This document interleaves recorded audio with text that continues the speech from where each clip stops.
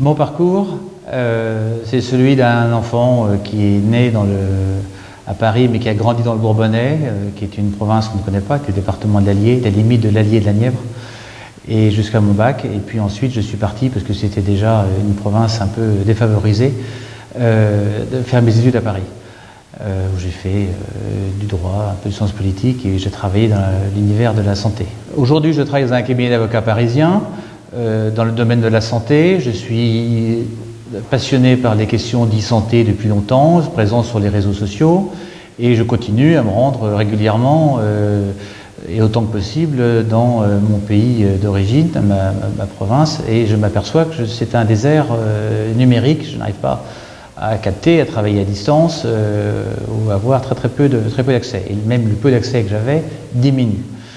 Je suis concerné par mes activités professionnelles, par évidemment le système de santé, les territoires, les soins, l'accès aux soins, les déserts médicaux, et je m'aperçois que on ne peut pas résoudre un désert médical s'il y a un désert numérique, puisque en fait on pense qu'on peut résoudre la question du désert médical par des applications qui vont permettre de se connecter, mais s'il n'y a aucun moyen de communication, c'est le néant total.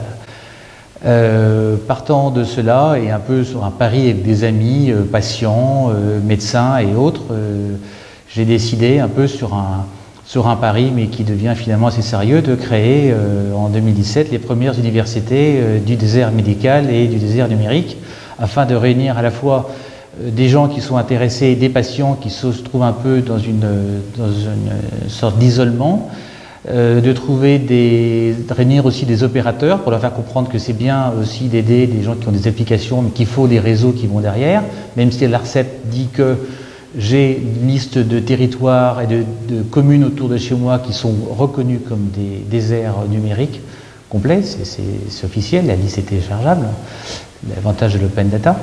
Et puis il y a des délais d'accès aux hôpitaux, et j'ai la fracture, c'est ce souci d'être entre deux régions qui sont Auvergne, Rhône-Alpes maintenant et Bourgogne-Franche-Comté, avec des ARS qui ont des budgets différents, et donc il va y avoir une inégalité de territoire, de traitement pour les patients, ce qui m'inquiète.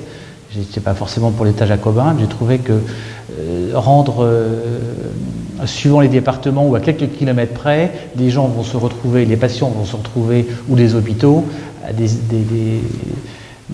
traitements différents ou des délais d'accès aux hôpitaux ou aux soins différents.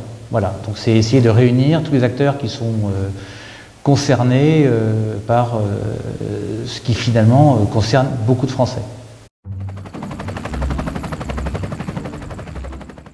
Pour la musique, je suis plutôt Barclay James Harvest, Agia.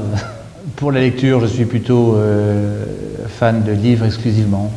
Je passe mon temps soit à regarder des ouvrages anciens ou des auteurs oubliés comme Pierre Benoît et autres, des anciens académiciens, ou des livres. Je suis un grand consommateur de livres, rarement de magazines. Mon autre métier, c'est dessinateur. En fait, j'ai hésité entre les beaux-arts et le droit, et j'ai commencé le droit en faisant des beaux-arts. Mes premiers cours de droit étant en bande dessinée.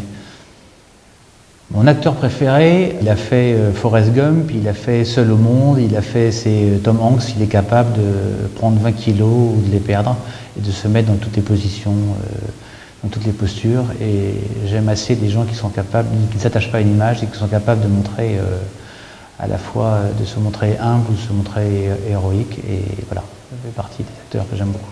Ce que je dirais à un jeune ou une jeune de 20 ans qui veut faire le même parcours que le mien, qu'il faut aller de l'avant, il ne faut pas toujours se poser de questions, il faut être muet par l'idée qu'on va avancer quoi qu'il arrive, qu'il faut toujours être positif et toujours rebondir sur le bon côté des choses. Voilà. Je n'ai pas toujours été, je fais partie de ces personnes qui n'ont pas eu un objectif défini en me disant voilà, à 30 ans je serai sous-directeur, à 35 ans directeur, et président à 40. Voilà, j'ai essayé des choses faire avec l'optimisme, et puis on garde les yeux ouverts et surtout ouverts sur le monde.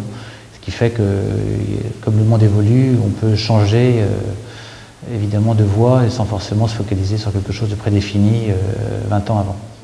Pour la réincarnation, j'aimerais plutôt un désir d'enfant, être réincarné en animal, Mais quand je vois l'intelligence étonnante de certaines plantes, je me demande, et la longévité, la capacité de s'adapter, je me demande si je ne devrais pas être réincarné en plante.